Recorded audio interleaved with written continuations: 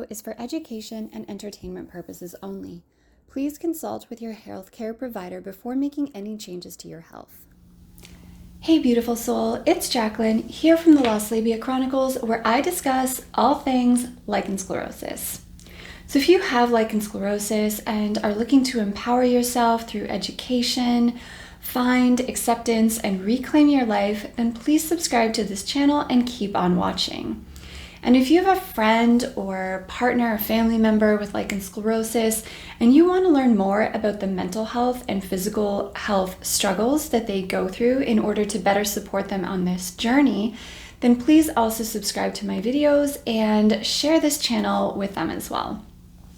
So in today's video, I am going to talk about fear. And in future videos, I'm going to address kind of specific fears because there's a lot of them, and I do blog a lot about different aspects of fear over on my blog, so you can feel free to check that out. But for today's video, I want to talk about a fear that I get DM'd about a lot, which is actually the fear of developing vulvar cancer when you have lichen sclerosus. So I'm going to begin by talking about my own personal relationship with fear, well, the fear of vulvar cancer, and how that really weighed heavy on me, especially early in my diagnosis. So I'm going to talk a bit about that. And then I'm going to talk about what really helped me through that fear, or what kind of helped turn down the volume on those fears. And that was in particular education. So educating myself on lichen sclerosus, on the relationship between lichen sclerosus and cancer, all of that in time really helped quell some of those fears. So building on that, I'm going to then share some of what the current research says about lichen sclerosus and vulvar cancer. And then I'm going to end with 2 extra things that you want to know when it comes to vulvar cancer and lichen sclerosus. So definitely watch to the end because those are very important as well. So if you find the information in this video helpful, then please give me a like, drop me a comment. I super appreciate you. Thank you so much. So my fear of developing vulvar cancer happened pretty shortly after I was diagnosed. I mean, by shortly, I mean maybe a minute later. So when I was diagnosed, my doctor told me it's lichen sclerosus. We think that it's an autoimmune disease. There might be a genetic component. Oh, and by the way, you do carry a risk of developing vulvar cancer with this. Now, granted, I'm pretty sure she did mention that the risk of developing vulvar cancer was low. However, it kind of didn't matter at that point how high the risk was, what the percentages was. I just kind of heard the word cancer and I basically just dissociated. It was just kind of like I floated out of my body. My ears started ringing. I couldn't hear what she was saying anymore. The room was like getting dark and my head was just this busy frenzy, this panicked frenzy just spiraling with the word cancer. When I left the office, I walked to the pharmacy to pick up my prescription of clobetasol, and then I walked home, and I barely kind of remember that whole process of me leaving and then waiting to pick up the clobetasol. I barely remember that, or the way that I remember it is very choppy and unclear. And so for the next few months, this fear of developing vulvar cancer weighed very heavily on my mind, especially since I now had to wait 9 months to see an actual specialist who would really be able to evaluate the severity of my lichen sclerosus, to see if there is signs of vulvar cancer, all of that. So for the longest time, at least during the first few months, I was pretty much convinced that vulvar cancer was inevitable with lichen sclerosus, that this was just my fate. And I might not know when it was going to happen to me, but I pretty much felt like this is what's going to happen. And then at some points, it kind of went a step further, and I actually thought that I had it. Now, when I was first diagnosed and I started treating with clobetasol, I didn't instantly get better in the way that I kind of expected I would. I do have a blog post on progress in lichen sclerosus, and I think that's a really important post. So I will link that in the description box below. But suffice it to say, for now, I kind of got a little bit worse before I got better. And because I wasn't really getting any symptom relief and the itch was so strong and the pain was so bad, I basically thought I must have vulvar cancer. And so then the fear got even bigger because I was like, now I have vulvar cancer and I have 9 months to wait to be seen. By that time, it could be too late. So this was definitely a big thing for me in the beginning. And I think what slowly helped me was really educating myself on what lichen sclerosus is, what the risks are, what to look out for, etc. And the more I learned, the more I was able to kind of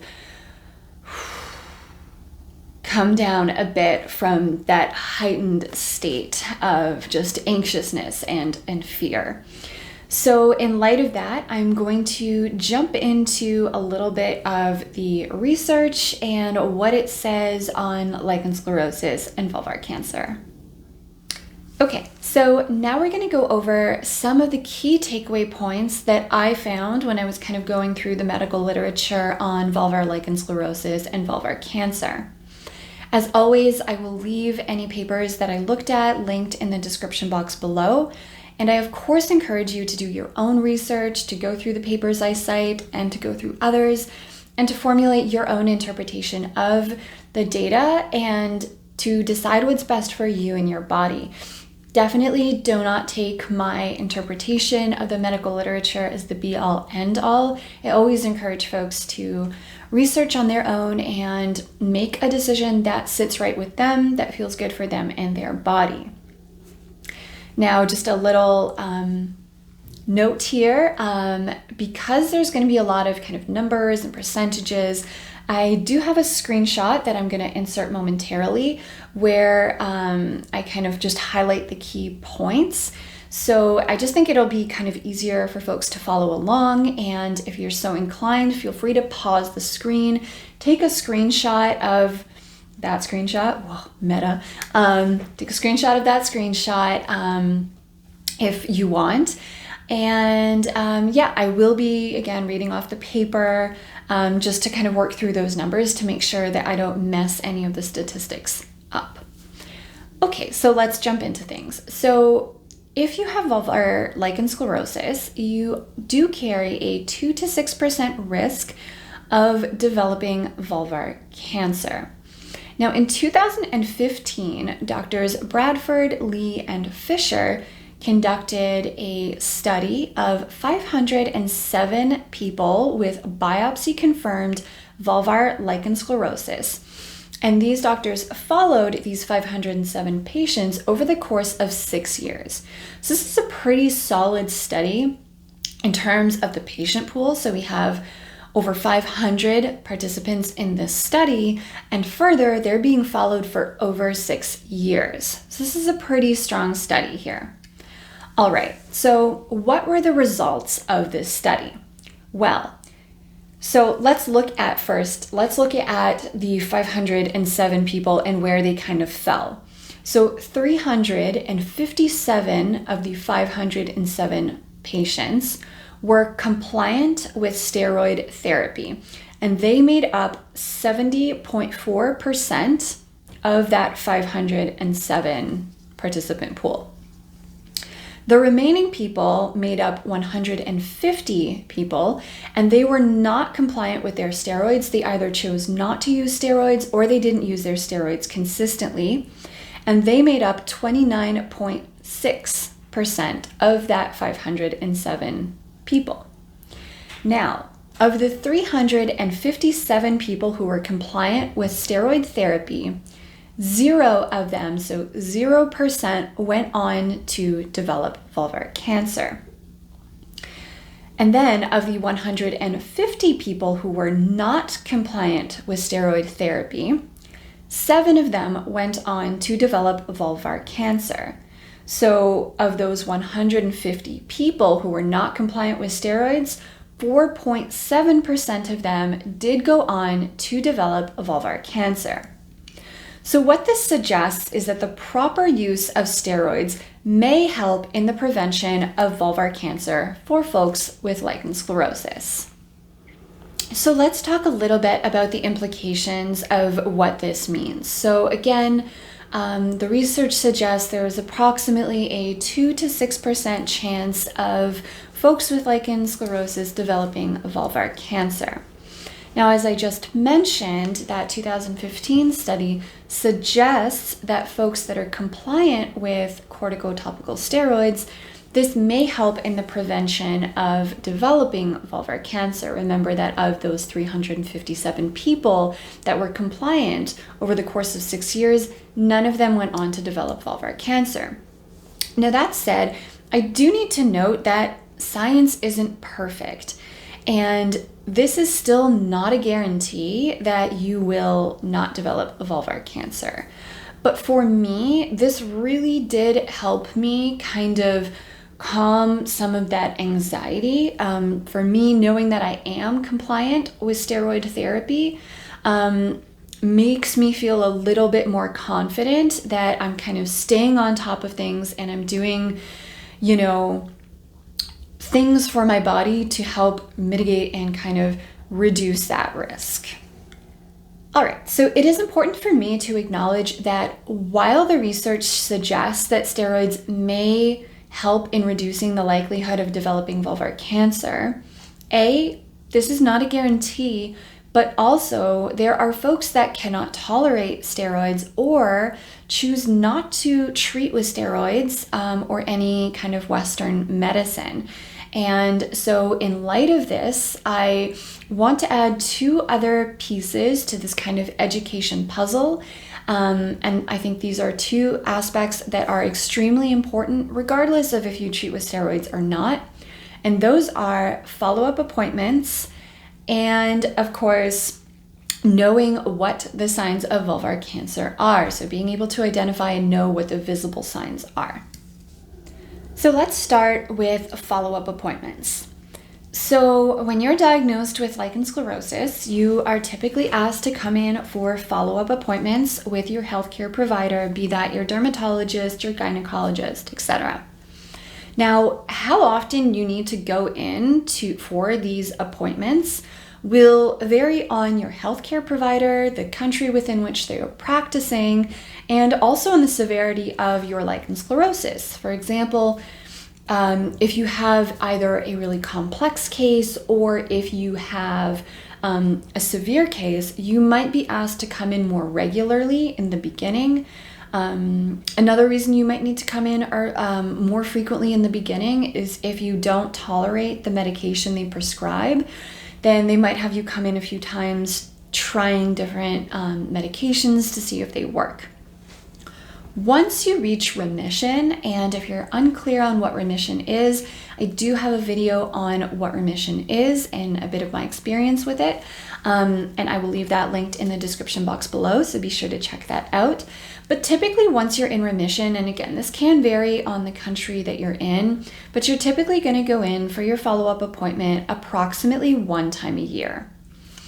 So let's talk a bit about why this is important. Well, it's important for a number of reasons, and I'm not going to get all into those right now because I really want to kind of focus on the specific topic of this video, which is vulvar cancer.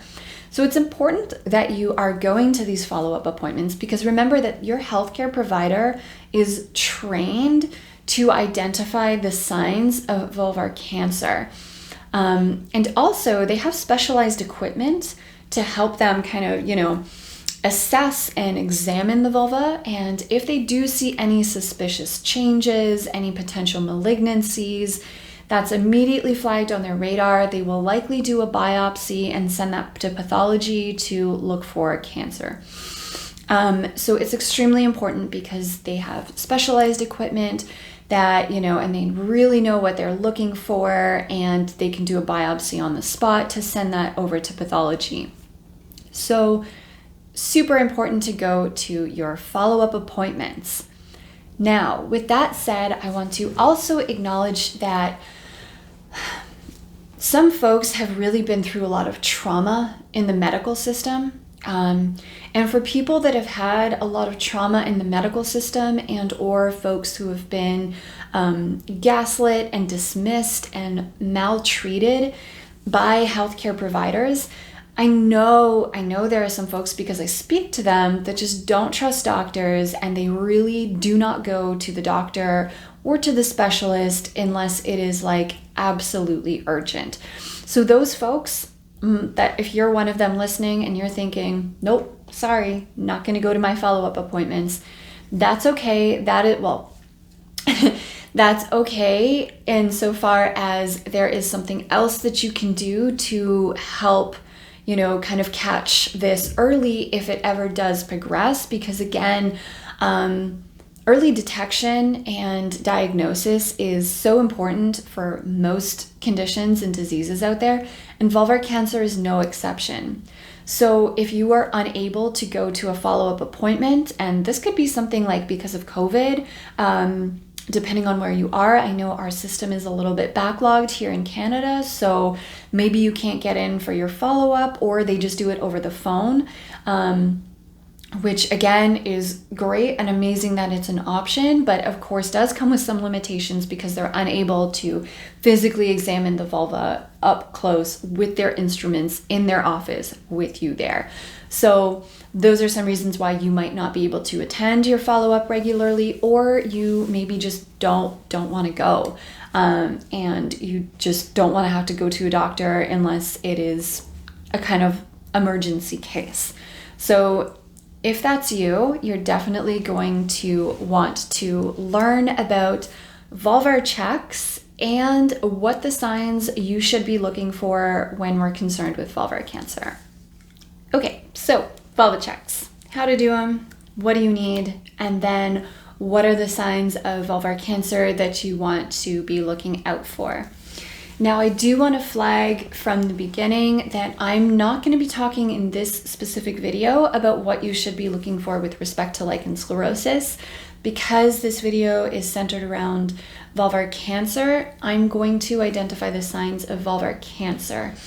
In the interim, what I do suggest you do is that you check out Lichen Sclerosus Support Network, which is a nonprofit organization dedicated to empowering folks with lichen sclerosus through evidence-based information.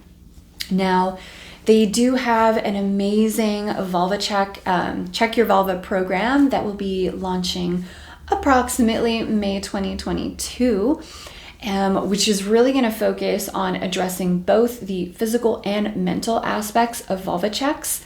So you'll definitely want to stay tuned for that, but also I encourage you to check out their Instagram at Lichen Sclerosus Support Network, because on their Instagram, they have a lot of infographics and explanations and lessons on the, learning your anatomy. And also they have a lot of information on vulva checks, what to look for with lichen sclerosus, etc.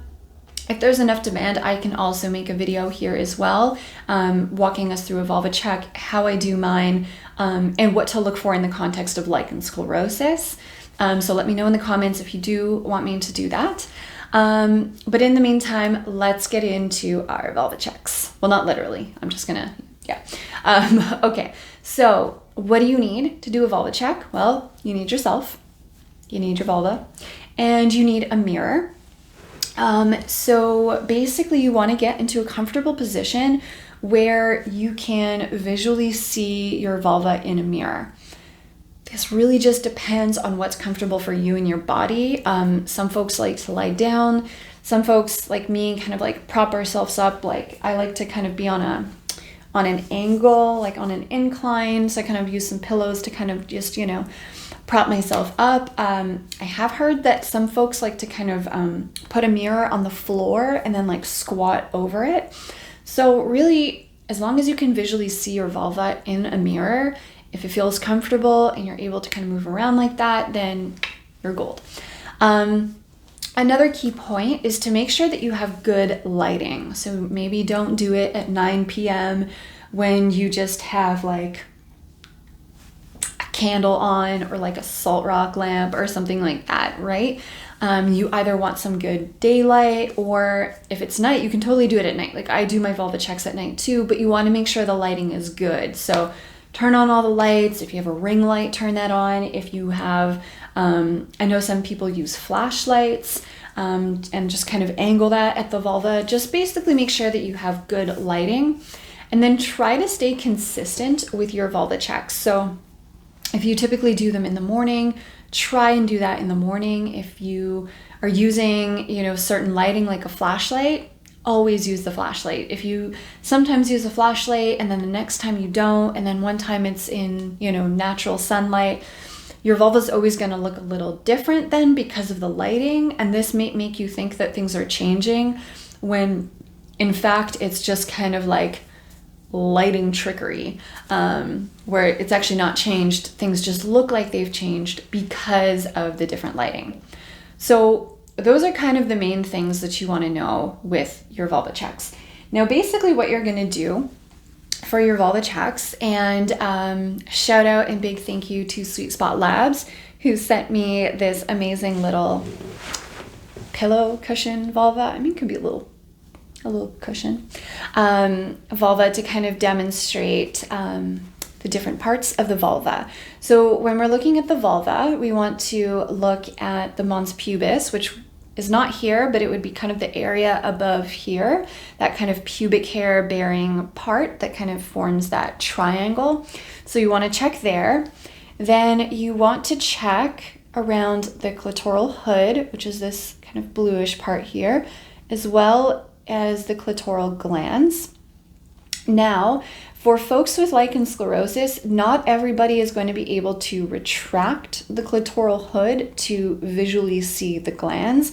In my personal case, my hood is heavily fused around the glands, so I have a really hard time seeing the clitoral glands, even though I have actually experienced some unfusing, which my gynecologist pointed out to me at my last follow-up.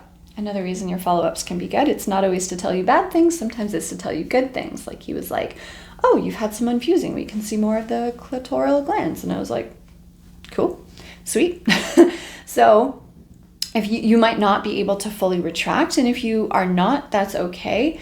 But you still want to look around that area. If you can retract. And then here we have the labia majora here, which are those outer hair-bearing lips. And then the labia minora inside. So you want to check the labia majora. You want to check, and same thing with the labia minora. We want to check around there. Now, this again, our anatomy is different. Lichen sclerosus or not, we all look a little bit different. But it's important when you're doing your vulva checks to kind of move around, right? So like move the labia minora, get into those nooks and crannies. These are all the places we want to be looking. So we're just kind of moving things around. Now, again, when I say moving things around, I want to be clear that not everyone has things to really move. Okay, so for this vulva, if this was my vulva, I could not do this, right? Because I've actually lost the majority of my labia minora to lichen sclerosus. So my vulva, because these have fused to the labia majora, and in addition to fusing, they've kind of resorbed. So my vulva ends up looking more like this, because we've got some fusing around here too. So I'm not really gonna have much to move here, and that's okay. But if you don't have that kind of anatomy like I do, and you can move the lips around, then you definitely want to be moving those parts around to check.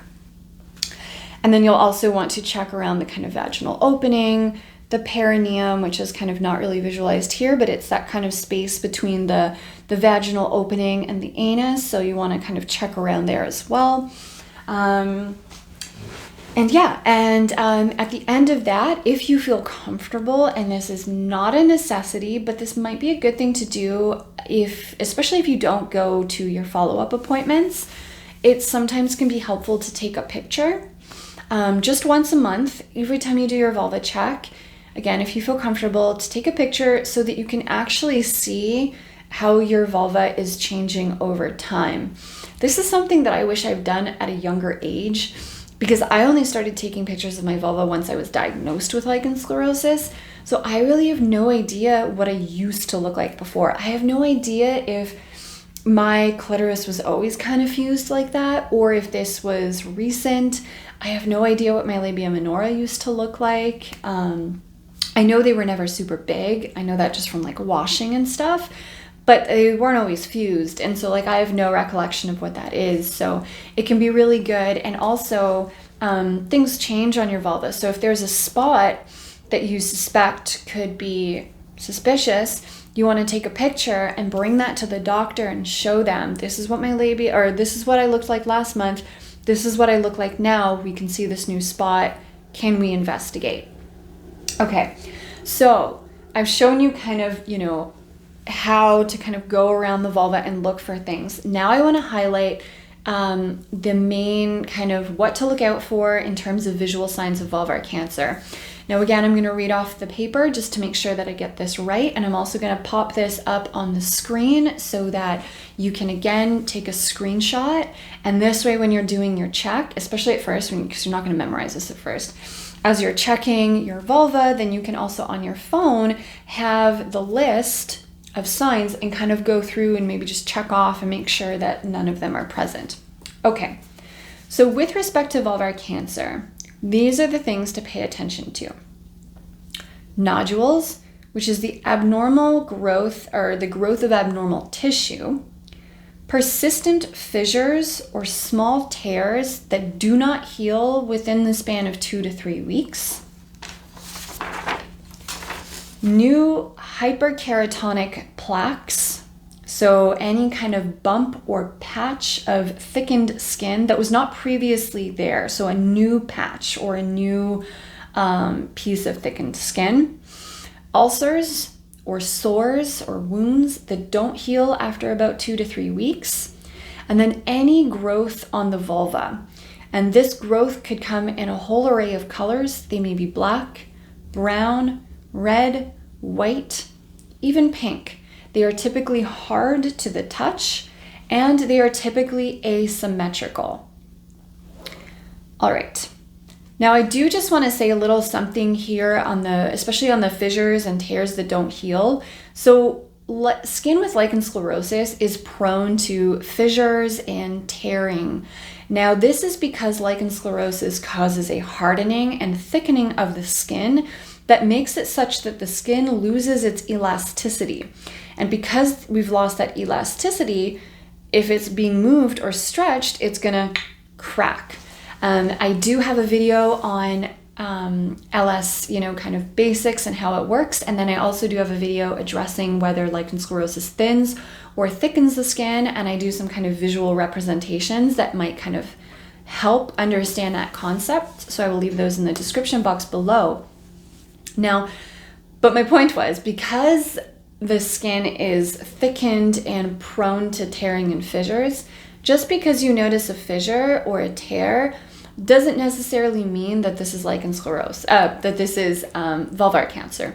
I have had so many tears and so many fissures on my vulva, and there's no vulvar cancer. It's very likely that you're going to experience this with lichen sclerosus. However, typically those tears, they're going to start to heal within a couple weeks. What you're really looking for is a tear or a fissure that will not heal after 2 to 3 weeks.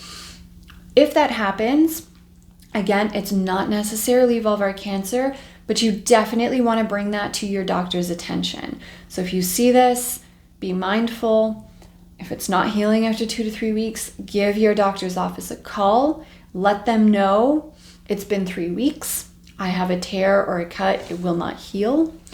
And here are my current symptoms. I would like to be brought in to be examined and checked for cancer. So that is what, I just want to kind of flag that, because it can be really easy for us to spiral quick, because, if somebody told me this when I was first starting out, I would be like, I definitely have it because I have fissures everywhere.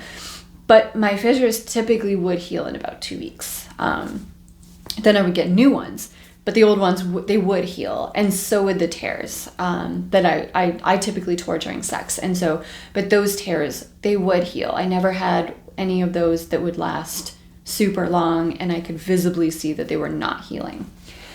So that's super important. And then a final note that I want to add about vulva checking is that it's really important to know your normal. And the reason I say this is because all vulvas look different. They come in different shapes, sizes, textures, colors, etc. But remember that one of the things that I mentioned was a growth on the vulva that might be a different color. Let's say black or brown. Now the thing is that not all, like let's say we're talking about the labia minora. So again, if we're looking at our little model here, we're talking about these inner lips here, the labia minora. Now labia minora on people is different colors, right? Not everyone has pink labia minora. There are more reddish, darker labia minora. There are brown, black, etc. So if you see an area of your labia minora that's black, let's say, this might ring your alarm bell like, oh no. However, that might actually just be benign. That could totally just be the way that your vulva looks, right? So if your labia minora, you might have brown labia minora with some darker ridges. Now those darker ridges, you might think, oh, it's darker in color and it's not symmetrical. This is cancer. Not necessarily, right? That could have been the way your vulvas looked for years and it's completely benign. So this is one of the reasons that you want to start vulva checking so that you do know what your normal looks like. And then if something deviates from that normal baseline, you're able to identify it and you know exactly what to do, which is get in touch with your doctor's office and give them all the relevant details. So knowing your normal, super important. Definitely stay tuned to learn more about lichen sclerosus support networks. Check your vulva program. So that's it for the vulva check portion. All right, so in sum, education can be super empowering. Knowing about lichen sclerosus, knowing what the risks are, can really, and knowing what you can do to kind of help prevent or reduce the risks, such as steroid compliance, and then also doing the important things for your health and your well-being, such as going to your follow-up checks and your follow-up appointments, and doing vulva checks can be a really strong way for you to step into and take control over your health and make sure that you are doing, good for your body. So again, I hope this helps kind of reduce some of those worries about developing vulvar cancer. And I hope that, some of the suggestions like knowing what to look out for, knowing those signs are helpful for you. If you found the information in this video helpful, I really would appreciate a thumbs up. If you have any comments or feedback, please leave them in the description box below. And that is it for this one. I will catch you in the next one.